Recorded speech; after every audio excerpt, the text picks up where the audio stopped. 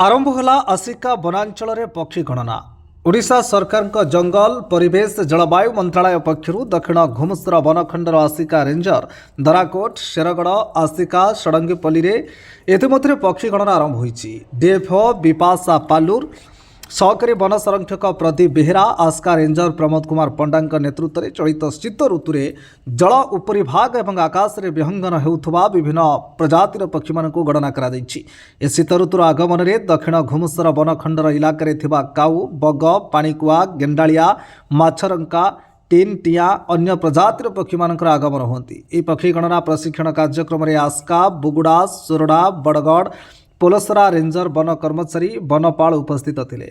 आज आमर पक्षी गणना चलती डिविजन रे आम आस्का रेंज तरफ 12 गोटी टीम गठन करा 4 गोटी सेक्शन रे पक्षी गणना कार्यक्रम चलती। को जगह को स्थिर कराई ऋषिकुल्या तट आमर बड़ नदी तट भेटनई हज आप देवभूमि हज पोखरी नाल गाड़िया साइड में सब चलती। पक्षी गणना कौन कार्यक्रम आगु होता 16 तारीख दिन मैडम को तत्वावधान में गोटे प्रशिक्षण शिविर होता आस्का साइंस कॉलेज रे।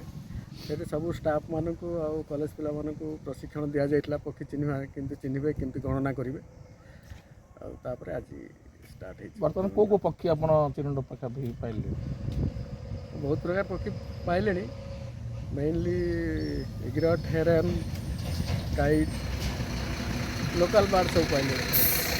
आस्का अंचल मेनली आम आस्का वनांचल अधीन आस्का सेक्शन रे 4-5टी टीम से 5टी टीम रे मोर प्राय 20 कर्मचारी नियोजित अच्छा।